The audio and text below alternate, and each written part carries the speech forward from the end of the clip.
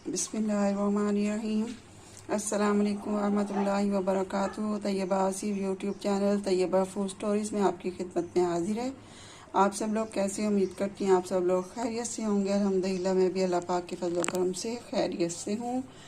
और आप देख रहे हैं तैयबा आसिफ यूट्यूब चैनल में नई नई रेसिपीज़। और आज फिर मैं अपने किचन में लेकर आई हूँ एक और नई रेसिपी।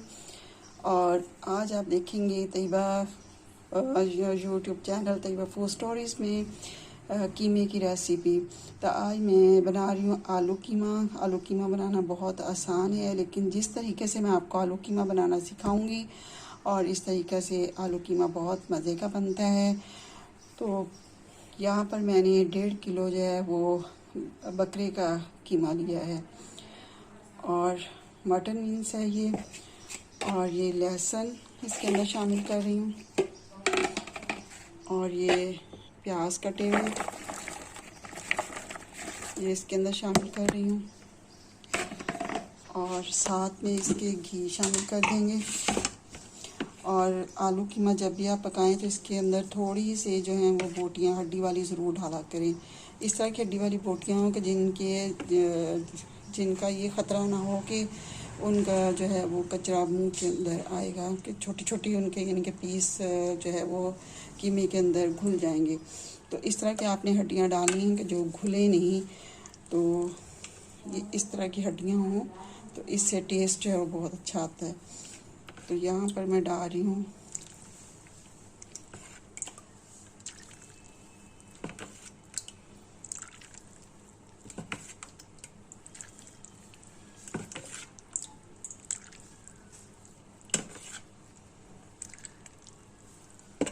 छः चम्मच ऑयल के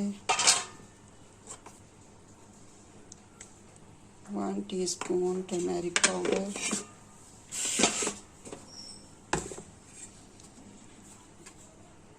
3 टीस्पून रेड चिली पाउडर,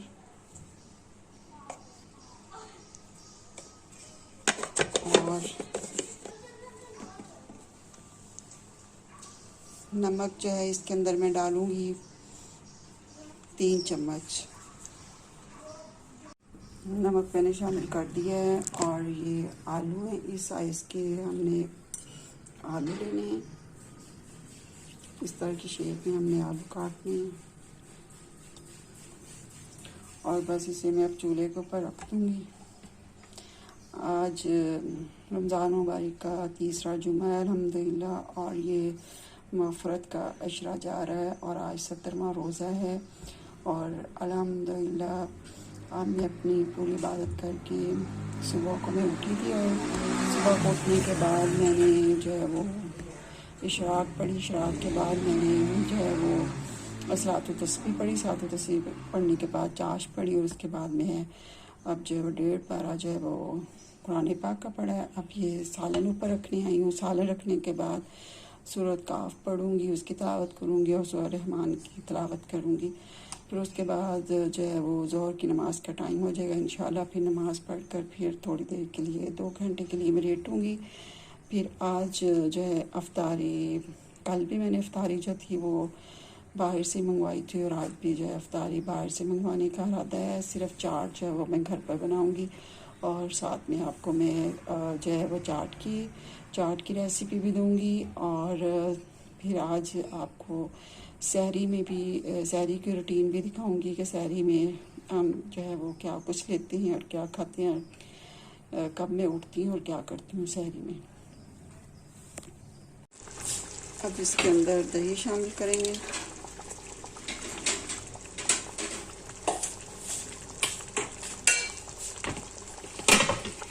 और साथ में जो हरी मिर्ची हैं ये शामिल करेंगे।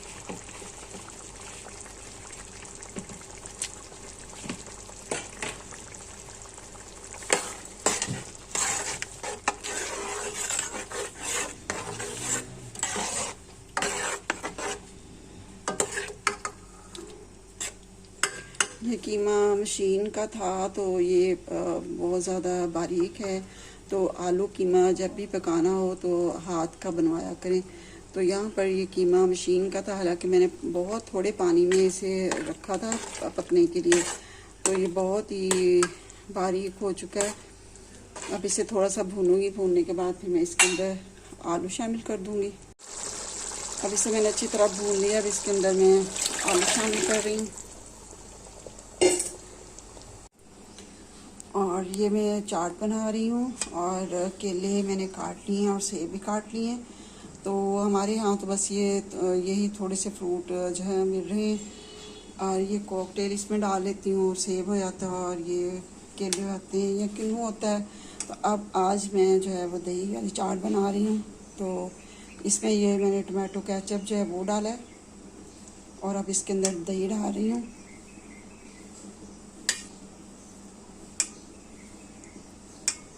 फाइव टेबल स्पून मैंने जो है वो दही के डाले हैं। और अब मैं इसके अंदर शामिल करूँगी कॉकटेल।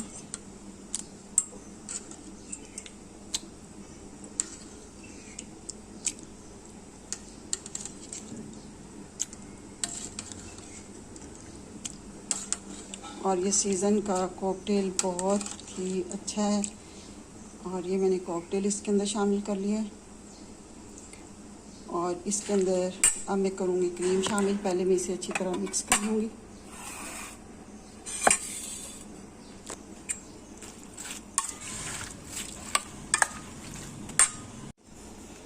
और ये मैंने क्रीम शामिल की है। ऑल पर्स की क्रीम बहुत ही अच्छी क्रीम है। ऑल पर्स की क्रीम से चीज़ें बहुत मज़े की बनती हैं। आप भी अपने घर पर ऑल पर्स की क्रीम लेकर आएँ और इससे मज़े मज़े की चीज़ें बनाएं।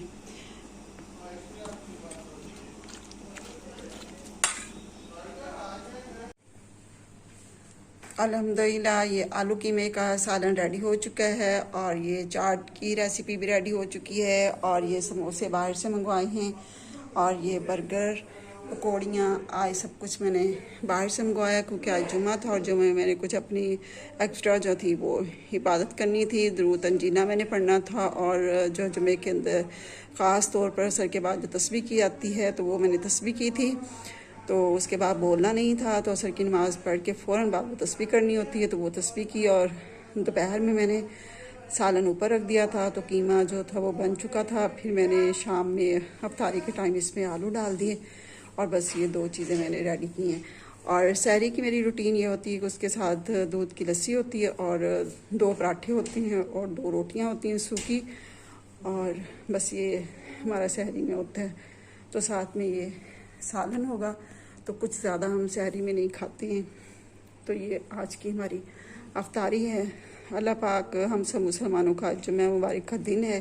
तो अल्लाह पाक से दुआ करती हूँ कि अल्लाह पाक हर बेटी के नसीब अच्छे लिखे और हर बेटी के नसीब में नेक और जो है साले शोहर उसकी किस्मत में लिखे। और हर बेटी को, जो बेटियां बेचारी अभी परेशान हैं, उनके रिश्ते नहीं हो रहे और उनके वालिदैन उनके लिए बहुत ज़्यादा परेशान है, अल्लाह पाक उनके मुकद्दर में नेक और साले जो है वो शोहर का बंदोबस्त कर दे। और जो बे औलाद हैं, जिनके घरों में औलाद नहीं है, अल्लाह पाक उनको औलाद नरीना अता फरमाए, नेक और साले औलाद अता फरमाए।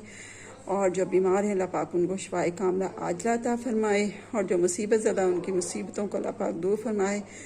जो मुसलमान परेशान हाल में, उनके अल्लाह पाक परेशानियों को दूर फरमाए। और अल्लाह पाक हमारे मुल्क पाकिस्तान से इस कोरोना वाली बीमारी को दूर फरमाए। और जहाँ हमारे मुसलमान बहन भाई जिन जिन मुल्कों में रहते हैं, अल्लाह पाक उनकी हिफाजत फरमाए। आमीन सुमा आमीन। तो इसके साथ ही जो है आप सबसे इजाज़त चाहती हूँ और आपसे सबसे आखिर में आपसे रिक्वेस्ट करती हूँ कि कमेंट्स करके ज़रूर बताएं और मेरी वीडियोस को लाइक और शेयर भी करें और सब्सक्राइब भी ज़रूर कीजिए। तो वीडियो देखते हैं लेकिन ना लाइक करते हैं और ना सब्सक्राइब करें। तो प्लीज़ सब्सक्राइब करने में कोई आपका टाइम लग रहा है, क्या आपके पैसे लग रहे हैं, क्या हो रहा है जो आप सब्सक्राइब क्यों नहीं कर रहे हो? तो प्लीज़ सब्सक्राइब कर दो चैनल को। अल्लाह हाफिज़।